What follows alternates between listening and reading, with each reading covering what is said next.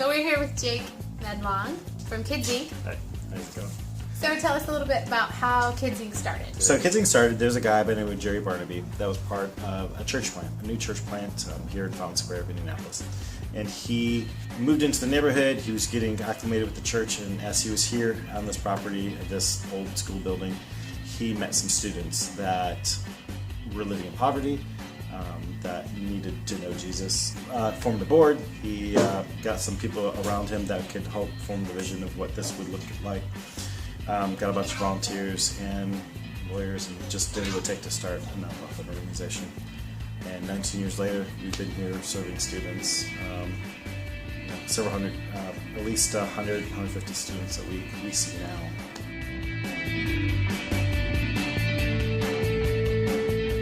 What exactly is the mission, the heart of Kids Inc.? We exist to cultivate life-changing relationships that share the love of Jesus, multiply believers, to glorify God. If you get to the heart of what we're trying to do with students, it's really building those life-changing relationships. Change comes as you are willing to be face-to-face, eyeball to eyeball, with an individual, where you hear their story, they hear your story, and hear God's story, the whole three-story part. What exactly are the components that make up Kids Inc. that like you would do on a weekly, daily basis? Overall arching theme we're trying to do is we provide people and programs to meet students, we break it down to immediate needs and ultimate goals.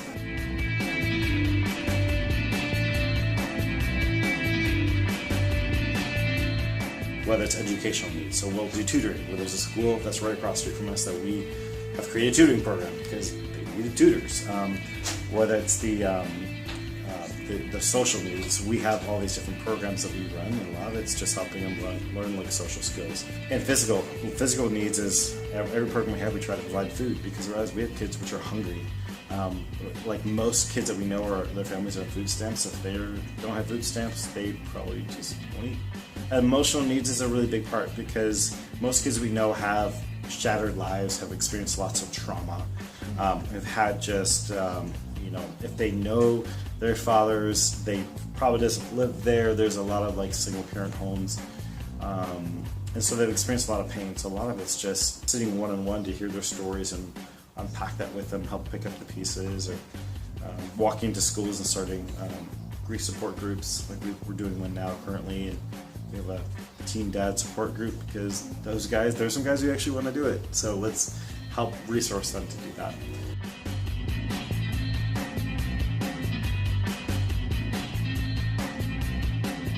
So the way we kind of live that out is we have a couple programs that we do weekly. Thursday after school elementary program. It's called Elementary Club. Have built really good relationships with this school.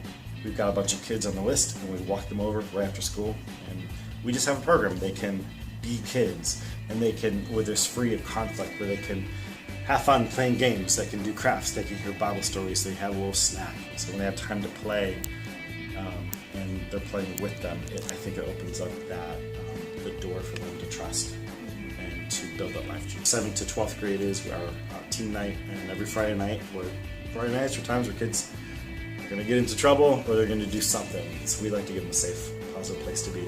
So they're going to be here in our program every Friday night for a couple hours, where they can be safe at least. They can be with their friends, and they can play basketball, they can skateboard, they can play carpet ball, whatever they want to do to just be a kid and be safe. But again, I have volunteers, I have staff that are here to build those relationships with the students. And in that, they got to listen to me talk about Jesus for a little while.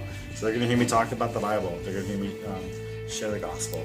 We also break that down to guys' night, girls' night, so we're individualized. But that's how we see them on our site. And what we try to do then is not just see them here, but go see them where they are. So my staff and volunteers, we go to the schools where they are, and we sit in the lunchroom with them, and we spend time with them. And sometimes we're just saying, hey, how's it going? Sometimes they're unpacking the life story. And sometimes they're talking about their teen pregnancy and how we could walk through that with them. And sometimes we're walking about if there's abuse, we're being advocates. So it's just being involved in their lives. And wherever summer camp, we take high school students to a week away at this camp called Camp Allendale. We have a week, I think it's 126 hours total, straight with about 24 students. And that is one of the most impactful weeks that we have, to just spend time